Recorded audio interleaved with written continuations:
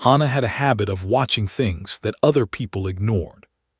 She watched the way dust floated in the air vents of the trade vessel. She watched the way the cargo loaders moved too fast near the heavy crates and never got hurt, as if their bodies knew the math before their minds did. She watched the stars outside the viewport the same way, not with wonder, the way younger crew members did, but with the quiet attention of someone who was waiting for something. She was 26 years old. She had been an archivist for 4 years. Her job was to sort, label, and store communication records from across the trade routes. It was not a glamorous job.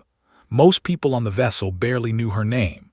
She sat in a small room near the lower deck, surrounded by data screens and cold coffee, and she did her work without complaint. On this particular evening, she was not working. She was watching the Galactic Dominion Council broadcast on a small screen mounted to the wall above her desk. It was the kind of broadcast most humans didn't bother with anymore. Political speeches from alien ambassadors, long votes on resource distribution, and endless procedural arguments that took hours to go nowhere. But Hana watched. She always watched. The council chamber was enormous. It had been built 300 years ago on orbital station Verath, which floated above a pale yellow gas giant in a system far from Earth. The chamber had curved walls lined with the flags and banners of 17 civilizations. The seats were arranged in a wide circle, and each delegation sat behind a polished desk bearing their world's symbol. At the far end of the chamber, behind a partition of frosted durasteel that had gone slightly gray with age, sat a seat that no one had occupied in 312 years. The human seat. Hana looked at it every time the camera panned across the chamber. The seat was not broken. It was not dirty. It was simply empty, the way a place at a table is empty when someone has been gone a long time and no one has had the heart to remove the chair. The broadcast that evening was supposed to be about border territory allocation.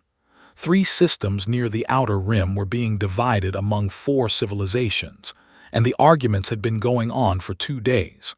But the real moment came near the end of the session, when Ambassador Doru of the Verath Collective stood up to speak.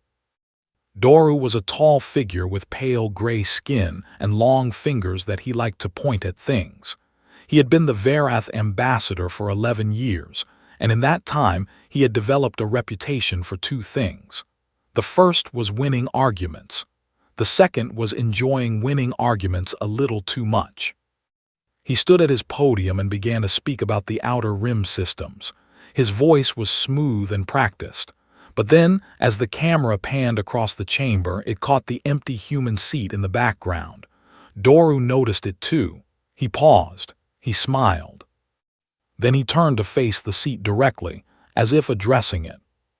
He said that humanity had once been considered a species of great potential. He said that there had been a time, long ago, when other civilizations had spoken of humans with something close to concern. But that time had passed. 300 years had passed, and in those 300 years, humanity had sent no ambassadors, cast no votes, filed no treaties, and made no contact with the Dominion in any meaningful way. He spread his long hands wide and looked at the empty seat with something between pity and amusement.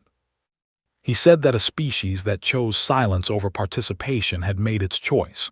He called humanity's absence a slow fade. He used the words burned bright and simply disappeared, the way one might talk about a candle that had gone out. He said that the empty seat should perhaps be removed and given to a civilization that was still present, still growing, still relevant. The chamber laughed. Not all of them, but enough. Hana watched this from her small room on the lower deck of the trade vessel. She sat very still. Her coffee went cold. She did not change her expression. She had heard things like this before, not this specific speech, but this specific tone. The kind of tone that came from a person who had forgotten to be careful. She turned the broadcast off and went back to her data screens. She did not think about Doru again that night. In Seoul, in a building that had no sign outside and no listing in any public directory, A man named Wu sat at a long table in a dim room on the 14th floor. Wu was 53 years old. He had gray at his temples and the kind of posture that came from decades of sitting in rooms where the wrong reaction could cost lives. He was not the most powerful person in the building. He was simply the most patient. On the table in front of him was a screen showing the same council broadcast. Around him sat 6 other people, all of them watching in silence. None of them had reacted to Doru's speech, not with anger, not with surprise, not with any visible emotion at all. They had watched it the way doctors watch a scan, looking for the thing that confirms what they already knew. When the session ended and the screen went dark, the room was quiet for a long time. Then Wu reached across the table, picked up an old communicator that looked completely ordinary and pressed a single button. The communicator sent one short encrypted pulse into deep space. No message, no voice, just the pulse. He set the communicator back down on the table. Nobody in the room said anything. One of the 6 people poured water from a small jug and drank it slowly. Another one looked at the ceiling. They were not nervous. They were not excited.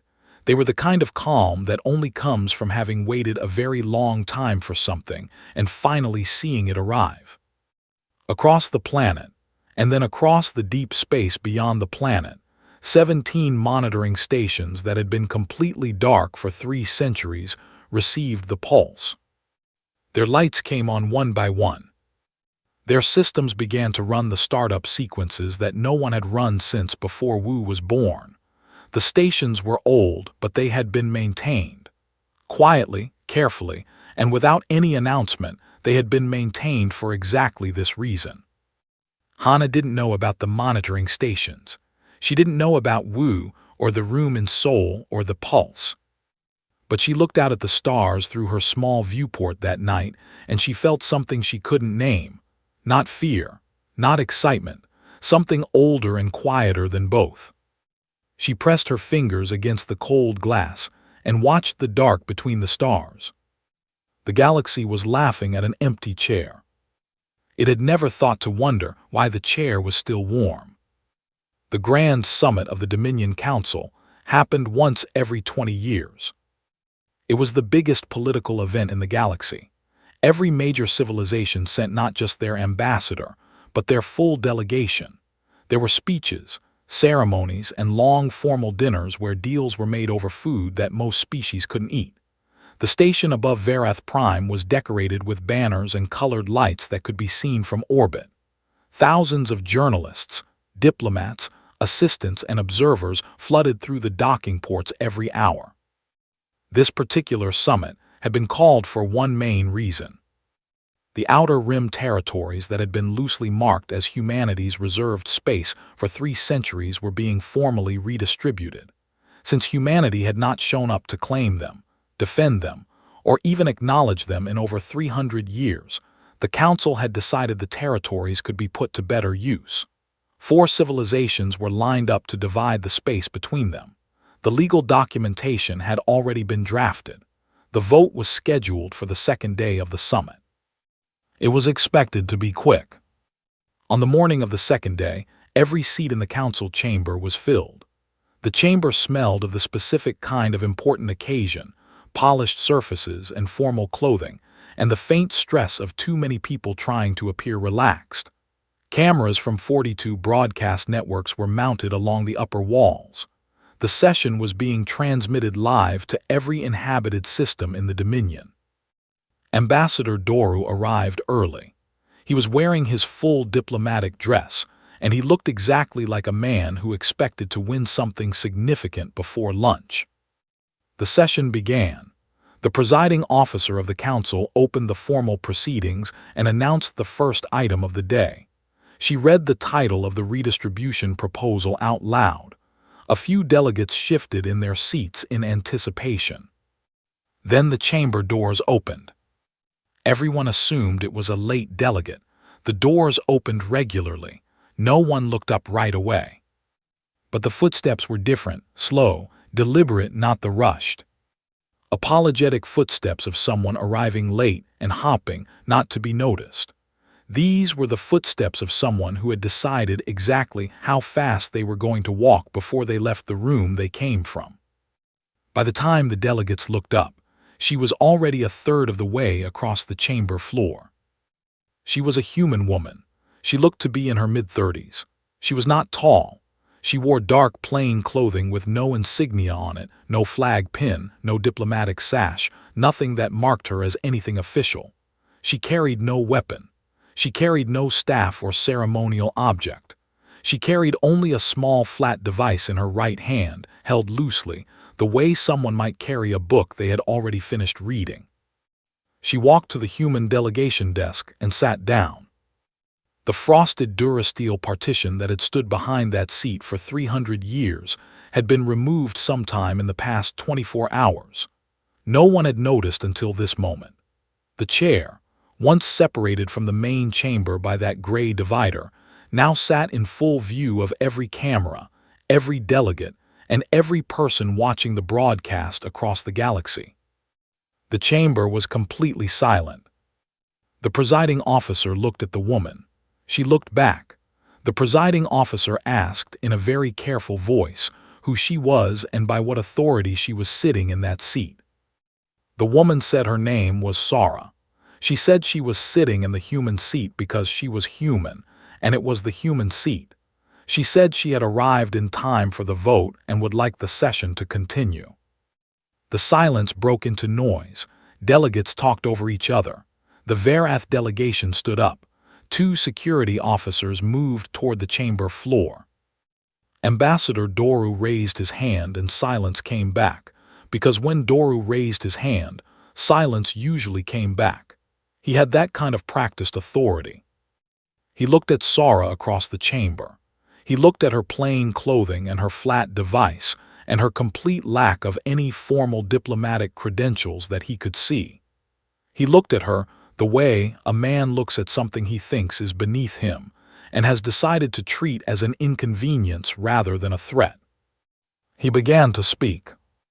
Later, analysts would study this speech for a long time, not because it was brilliant, but because it was the single most catastrophic political statement made by any diplomat in the recorded history of the Dominion. Every word of it was a mistake, but the mistakes were spread across several minutes, so no one fully understood what was happening until it was too late to stop it. Doru said that he welcomed this unexpected visitor. He said the word visitor very deliberately, not representative, not delegate, not ambassador. Visitor. He said that humanity's silence over 3 centuries had told the galaxy everything it needed to know about the state of human civilization. He said that a species that could not maintain communication, could not field an ambassador, could not engage with the political processes of the galaxy, was a species that had essentially stepped back from relevance on its own terms. He said the word primitive. He said it in the context of technology, specifically pointing to the flat device in Sora's hand and nodding that the design looked several generations behind current Dominion standard. He smiled when he said it.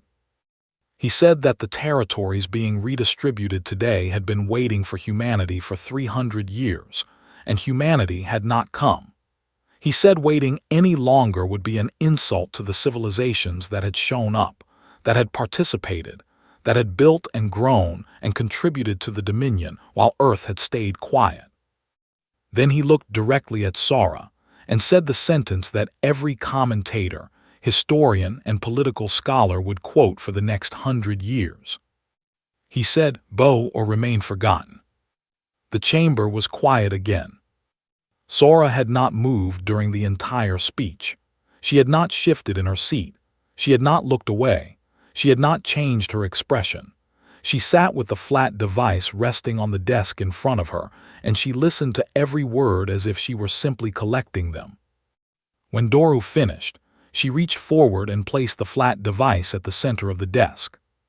She leaned toward the small broadcast microphone mounted at the human delegation's position. Every camera in the room was already on her. Every network was already transmitting. Every screen across the Dominion was already showing her face. She spoke 5 words. Earth has been listening, always. Then she pushed the flat device forward slightly, and it began to transmit. What it transmitted was not a speech. It was not a counterargument. It was not a threat. It was a file. 312 years of files, to be exact. Every private council session. Every backroom agreement. Every secret treaty between Dominion members that had never been disclosed to smaller civilizations. Every vote that had been traded, bought, or manipulated. Every act of resource theft disguised as territorial administration. Every recorded moment of a powerful civilization in the Dominion using that power against a weaker one and calling it policy. The file was already uploading to every broadcast network simultaneously. It could not be intercepted because it was not transmitting from the flat device on Sora's desk. The device was only the trigger. The actual transmission was coming from somewhere else. Several somewhere else's, in fact. The exact number of transmission points would not be confirmed until later. The best estimate was 83.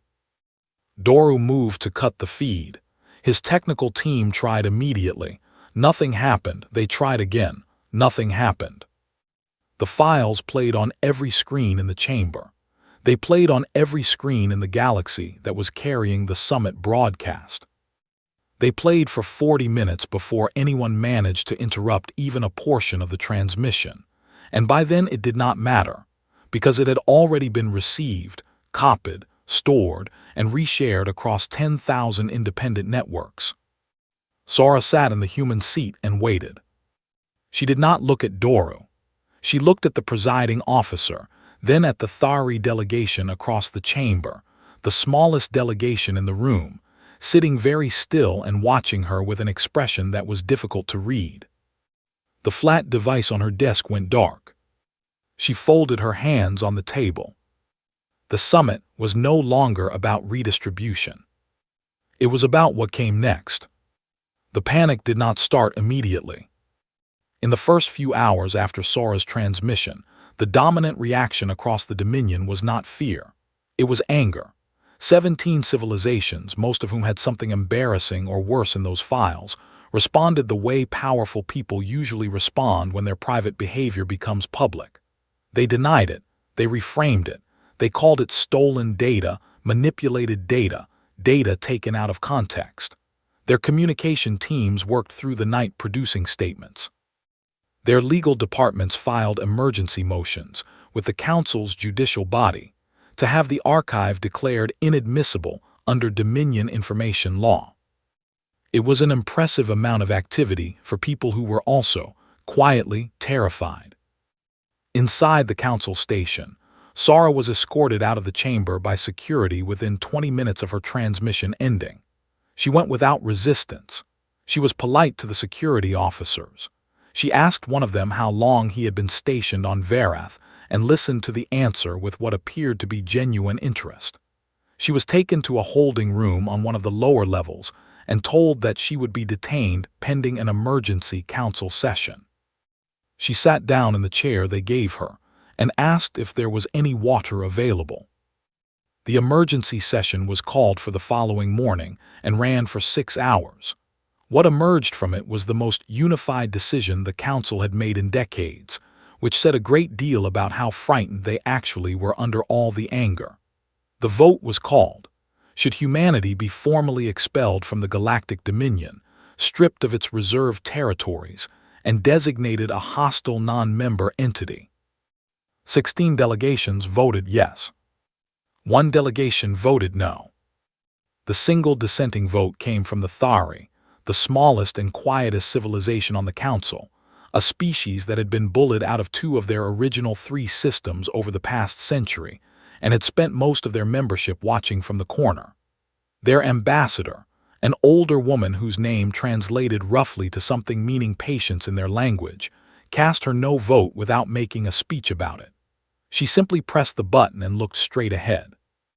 The final result was announced. Humanity was expelled. The expulsion decree was printed on formal Dominion documentation, and taken down to the holding room where Sara was sitting. The officer who delivered it expected some kind of reaction, anger or grief, or at least the tight-faced silence of someone trying not to show how much the news had hurt.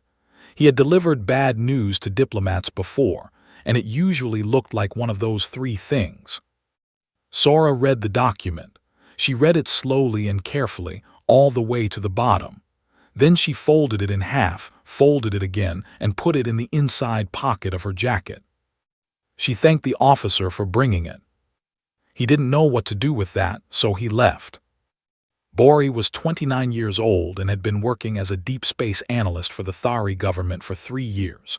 Her job was to monitor long-range sensor data from the Thari's 2 remaining systems and report anything unusual.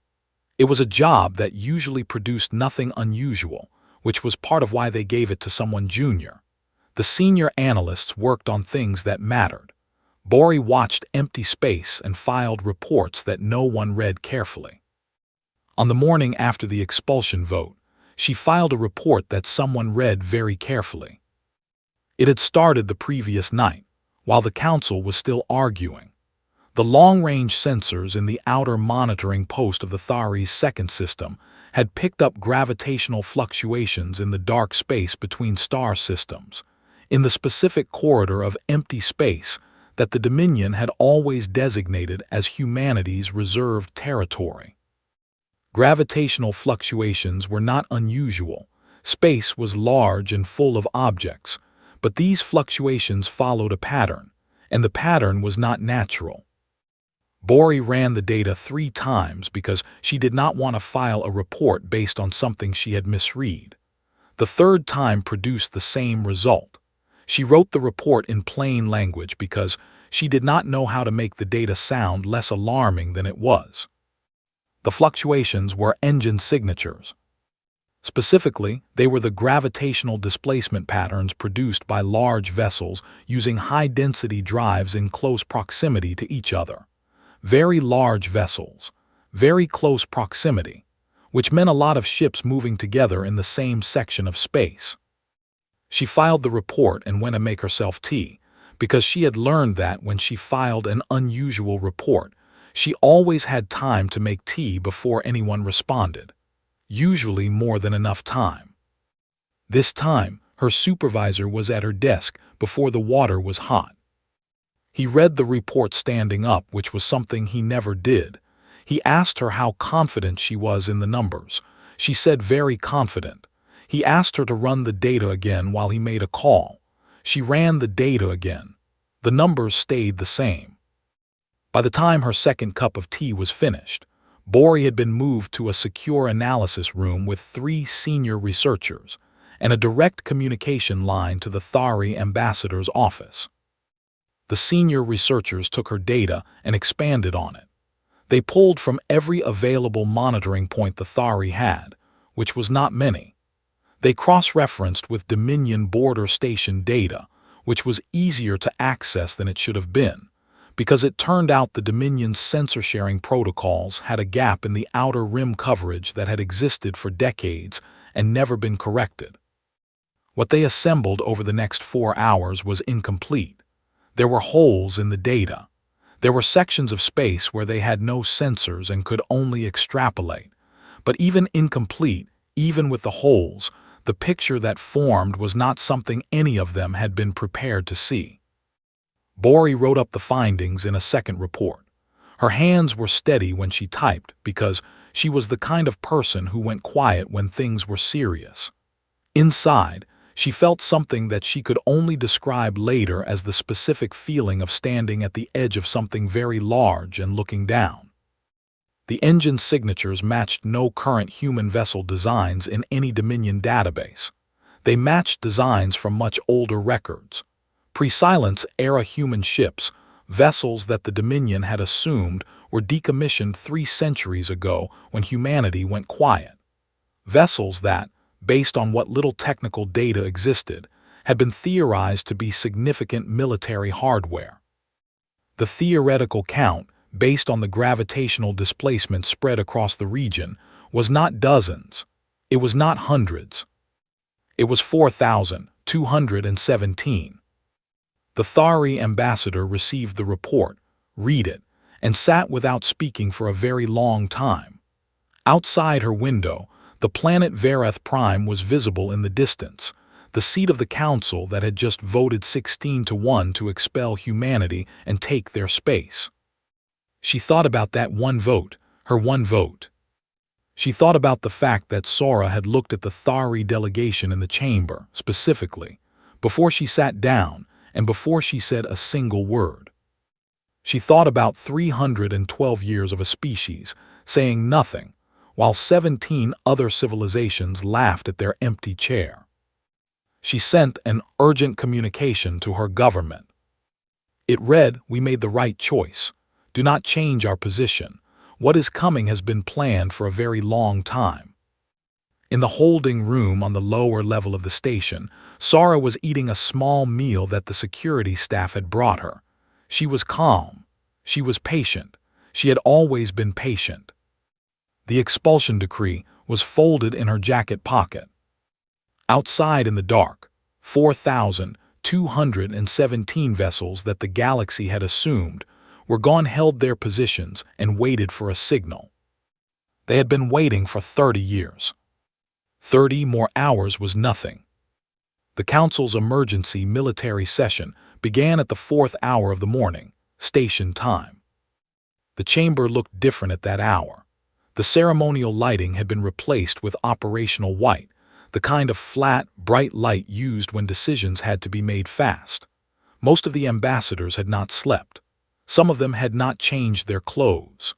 The cameras were still running because no one had managed to agree on whether turning them off would look worse than leaving them on, and the argument about that had eaten 40 minutes that nobody had.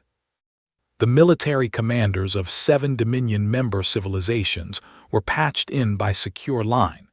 Their faces appeared in small screens arranged along the upper wall of the chamber. Most of them had been awake for as long as the ambassadors. None of them looked comfortable. The numbers Bori had filed were on every screen in the room. 4,217. Nobody said the number out loud. It sat on every screen like something too large to move. The Dominion's combined active military fleet across all 17 member civilizations was approximately 2,800 vessels. That was the total. That was everything. And that number assumed every ship was mission-ready, fully crewed, and already in position, none of which was true. The discussion that followed was long and circular in the way that discussions are when people know the answer and are trying to find a path that leads somewhere else. They talked about the validity of the sensor data. They talked about whether the signatures could be decoys, empty shells designed to inflate the apparent number. They talked about possible diplomatic channels, even though Sora was sitting in a holding room on their own station, and they had just formally expelled her planet. Ambassador Doru said very little. This was noticed by everyone who knew him. He sat at his desk with his long fingers folded together and his pale gray face very still. He was not the kind of man who showed fear easily. He had built his entire political career on appearing to be the largest thing in any room he entered. But the numbers on the screens were doing something to him that no opponent in 20 years of council politics had managed to do. They were making him feel small. The military commanders were asked for a tactical assessment. The assessment was delivered in careful, professional language, but the core of it was simple. If the sensor readings were accurate, engaging the human fleet was not a recommended course of action. The Dominion's combined response capability was significantly outmatched on numbers alone, before accounting for the fact that the vessel designs were unknown, meaning weapons capabilities, speed, and armor ratings were all unknowns. One commander used the word unpredictable. He said it once and did not say it again, but it sat in the room the way the numbers sat on the screens. Then the communication came in. It was broadcast on the Open Dominion frequency, used for official military and diplomatic contact. It was tagged with a human government identifier that Dominion records had not seen active in 3 centuries. The identifier validated correctly, which meant the authentication codes built into it were original, unchanged, and had been maintained for 300 years simply for this moment. The communication opened with a visual feed. It showed the bridge of a ship. The bridge was large and functional, not decorated, not designed to impress. The crew at their stations moved with the quiet efficiency of people who had drilled their routines so many times that the work had become instinct. At the front of the bridge stood a man named Junho. He was not young, somewhere in his early 60s, with short gray hair and a bearing that was completely relaxed in a way that only comes from having absolutely nothing left to prove. He wore a plain uniform with no medals on it, which was a choice rather than an oversight. He looked at the camera with the expression of a man who had prepared for this conversation for 30 years and was not in any hurry. He introduced himself as Fleet Admiral Junho of the Earth Defense Command. He named his vessel the Harry's Resolve. He said he was not calling to negotiate. He said he was not calling to threaten. He said he was calling to read. Then he opened a document on a screen to his right, looked at it once and began. What he read was a legal document. Specifically, it was a comprehensive record of every violation of Dominion law committed by the Council and its member civilizations over the past 312 years, organized by article number, date, civilization responsible, and civilization harmed. It was drawn entirely from the archive Sora had released. Every fact in it was on the record. Every statement in it was supported by the files that were now in the possession of every independent network in the galaxy. He read it out loud, all of it. He did not raise his voice. He did not editorialize. He did not pause for effect. He read each article number, each violation, each affected party in the same calm, level tone, the way a doctor reads results, clearly and without drama, because the facts themselves were already doing all the work that needed to be done. The council chamber was absolutely silent. 47 minutes passed. When Junho reached the end of the document, he closed it, looked back at the camera, and spoke for a further 2 minutes in his own words. He said that humanity was not there to destroy the Dominion. He said destruction was simple, and humanity had never been interested in simple. He said the Council's legal authority over the civilizations of this galaxy was finished, not because Earth declared it finished, but because the Council's own records proved it had never exercised that authority legitimately. He said the framework built on those records could not stand, and he intended to ensure it did not. He said that every civilization that had been harmed, exploited, silenced, or stolen from by the Dominion was being contacted simultaneously and offered something they had never received from the Council: a genuine voice, a real vote, a table where the terms were fair. He said that the Thari's one dissenting vote had been noted and respected. Then he said one more thing. He addressed Ambassador Doru directly, by name and title, with complete courtesy. He said that some time ago, Ambassador Doru had suggested that humanity should bow or remain forgotten. He said that he had given this suggestion serious consideration. He said he had decided with respect that neither option was acceptable. He closed the channel. For about 8 seconds, the council chamber did not move. Then Doru stood up and gave the order for the Dominion's military forces to engage. He gave this order because he was a man who had spent his career making moves, and because doing nothing felt, to him, like losing. He gave it even though the tactical assessment had been very clear. He gave it because he could not accept that the largest thing in the room was no longer him. What happened next lasted 11 minutes. The Dominion fleet moved into position in the outer lane near the human reserve territories. It was a well-executed formation. The commanders were professional. The crews were trained. They did everything correctly. The human vessels did not use the weapons the Dominion expected.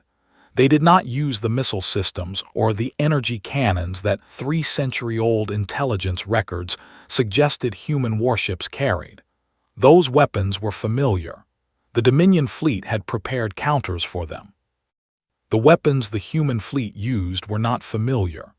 They had been built over 300 years of complete isolation from Dominion military intelligence, in facilities that no scout had ever found, by engineers working on problems that the rest of the galaxy had not thought to ask yet. They were quiet, fast, and very precise. In 11 minutes, the Dominion fleet was gone. Not destroyed entirely. Junho had been specific in his instructions. Ships were disabled, not killed. Crews were left intact. It was done the way a conversation is ended, firmly, completely, without cruelty. Ambassador Doru stood at the viewport of the council station and looked at the space where his fleet had been. The Thari ambassador sat quietly 2 rooms away and did not go to the viewport. She had already sent the message to her government. 12 other civilizations were sending similar messages by the end of the hour. The Dominion, which had been the most powerful governing body in the known galaxy for 300 years, had 11 minutes left before it became something that used to exist. Junho's channel opened again briefly, one last time. He said nothing new. He simply stated that Earth Command had received confirmation that the Thari and 12 other member civilizations had formally requested to join a new framework, and that provisional terms were being transmitted now. He thanked the remaining Dominion members for their time. He closed the channel. He went to get coffee. The hardest part of building something new is that you have to do it in the same space where the old thing fell apart. The council station above Verath Prime did not close. It was not demolished or abandoned. It was cleaned, reorganized, and reopened under a different name 3 weeks after Junho's fleet had disabled the Dominion's military forces and left them floating quietly in the outer lane, waiting for retrieval ships. The frosted Durasteel partition that had stood behind the human seat for 300 years was fully removed. The seat was moved from the back of the chamber to the central table. The new body that met in that chamber was called the Interstellar Assembly. The document that established it was not short. It was detailed and specific because humanity had been writing it for 60 years, and the people who wrote it had been careful. They had studied what failed in the old structure and built around every failure. They had accounted for things that the Dominion's founders had assumed would never be problems, because the Dominion's founders had been the kind of people who assumed problems happened to others. The provisional terms were accepted by 13 civilizations in the first 72 hours. 2 more joined within the following week. The remaining 2 took longer, not because they disagreed with the terms, but because their internal politics required certain conversations to happen at certain speeds, and the assembly allowed for that. No one was rushed. No one was given a countdown. That alone was new enough to notice. Sara was released from the holding room on the morning after Junho's call. The security officers who had been guarding her door had received word that the political situation had changed, which was described to them in very careful language that they were told to relay only if asked. They unlocked the door, opened it, and found Sara already standing near the entrance as if she had been expecting it. She thanked them again, asked the one she had spoken to before whether he had enjoyed the rest of his shift, and walked out. She spent the next 3 weeks in negotiation rooms, on communication calls, and in the kind of long late-night sessions where the work that changes the shape of things actually gets done. She slept 4 to 5 hours a night. She ate at odd times and always working. She had the specific energy of someone doing the thing they had been built to do. Not exciting energy, not performative energy, but the deep, sustainable kind that looks from the outside like calm but is actually focused so complete that tiredness doesn't find a way in. On the day the Interstellar Assembly held its first official session, she walked into the chamber alone, the same way she had walked in 3 weeks earlier. She wore the same kind of plain, dark clothing. This time there was a small pin on her jacket, the only mark of any office she would ever voluntarily wear. It was the Earth emblem, simple and old, the kind of design that had been in use for so long that it felt less like a symbol and more like a word. She sat down at the central table. Around her, 14 other delegations took their seats. She looked at the room. She looked at the Thari ambassador, who met her eyes and nodded once, a small, quiet acknowledgement between two people who understood what the moment cost and what it was worth. The session was called to order. Junho arrived back on Earth on a vessel that drew no particular attention because it was not designed to draw attention. He docked at a standard port outside Busan and walked through the terminal with his travel bag over one shoulder and no escort. A few people looked at him the way people look at someone when they think they recognize a face but can't quite place it. He didn't help them place it. He nodded politely at no one and went through the exit doors into the gray morning air outside. He took public transit to his apartment. It was a small apartment on the 5th floor of a building near the water.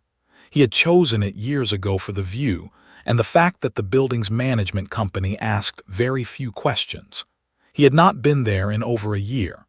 The plants that his neighbor had agreed to water were still alive, which he noted with real gratitude. He unpacked his bag, put a kettle on the stove, and called his mother.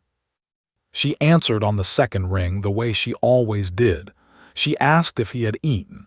He said he had eaten on the ship. She said ship food did not count as eating. He said he would come over for dinner. She told him to come for lunch. He said he would come for lunch. He stayed on the call for almost an hour, talking about nothing in particular. What the weather was like, what his younger nephew was doing in school, whether the restaurant near her house had changed its menu. Small things, real things, the kind of things that had kept existing quietly during all the years of preparation and would keep existing now that the preparation was finished.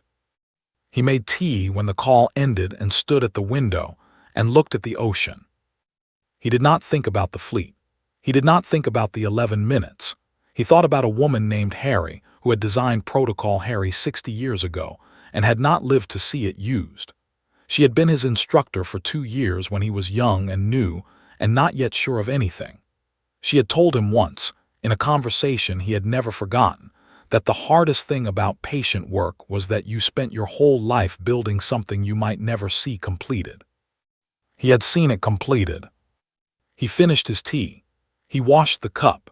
He went to bed at a reasonable hour and slept without difficulty, the way people sleep when something they have been carrying for a very long time has finally been set down. Wu's public statement was released on a Tuesday morning, sent simultaneously to every communication network in the known galaxy. It was the first formal public statement from the Earth government in 312 years. It was 4 sentences long. The first sentence thanked the Thari people and their ambassador for their dissenting vote, and stated without qualification that it had been seen and that it mattered. The second sentence acknowledged every civilization that had suffered under the authority of the Dominion Council, and stated that the Assembly would take that suffering seriously as the foundation of its new structure, not as a footnote or a preamble, but as the reason the structure existed at all. The third sentence said that Earth's silence had not been pride. The fourth sentence explained why. 312 years before, in a council chamber that had since been renovated 3 times, Earth's first official ambassador had been assassinated on the floor during a session. The killing had been dressed as an accident and accepted as one by a council that had reasons not to look closely. Humanity had known the truth within a decade. They had looked at the galaxy they would be fighting, at the size of it, at the cost to every species that would be caught in a war between humans and the Dominion, and they had made a choice. They would not go to war, not yet, not like that. They would wait until they were certain, until they had evidence that could not be argued away, until they were strong enough that the response would be final and the cost to innocent civilizations would be as small as possible. They had grieved privately. They had prepared publicly in ways that looked like nothing. They had watched and recorded and built and waited for 312 years. The fourth sentence said, "We were not silent because we were weak. We were silent because we loved something more than we loved being right." Hana read the statement on her datapad sitting at the viewport of the trade vessel, which had docked for 2 days at a mid-route station while the crew handled maintenance. The station was busier than usual. Everyone was talking about the assembly, about the Dominion, about the files, about the 11 minutes.